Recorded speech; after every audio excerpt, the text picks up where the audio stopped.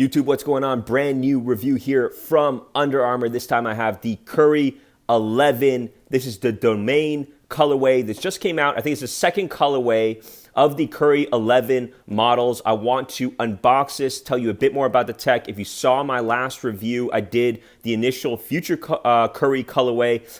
Beautiful shoe overall. And, I'll take you guys through some of the specs and a little bit of an up-close look at the shoe itself.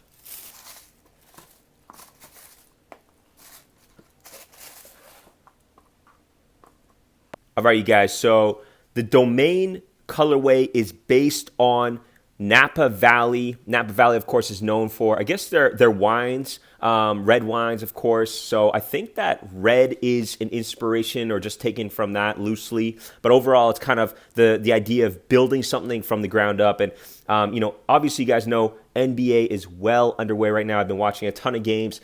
Steph Curry wore this shoe, I think it was late October. It would have been the October 28th game. And I think he put up like 40-plus points. So really nice to see him rock these new colorways on court. And then you guys can get a more in-depth look prior to them going live on the website. So these are for sale right now. Really nice shoe. So I do want to get into some of the specs if you haven't seen the last video. Just at a high level, UA Warp Tech, which kind of allows for that enhanced comfort and control. You know Curry is a super shifty player. You know he's moving all around the court. So that's super important in terms of the construction of the shoe. The second thing, I should have started with this. It's very, very, very, very lightweight.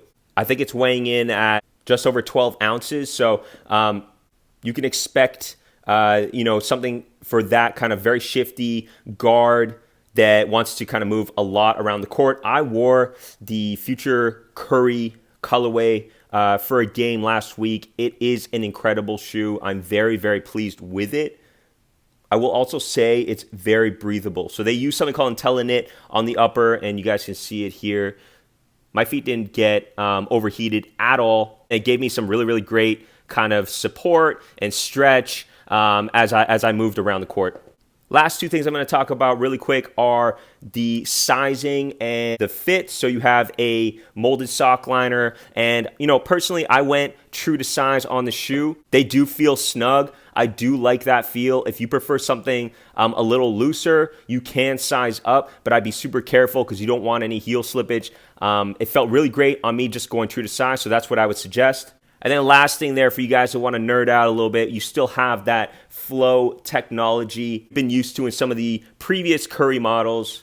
So think light, of course, bouncy, and then the grip is crazy. Really good traction. Obviously I'm not going to be wearing these outdoors, but for indoor courts, I was playing on semi-dusty kind of courts, and I didn't have to wipe them down at all for the whole game.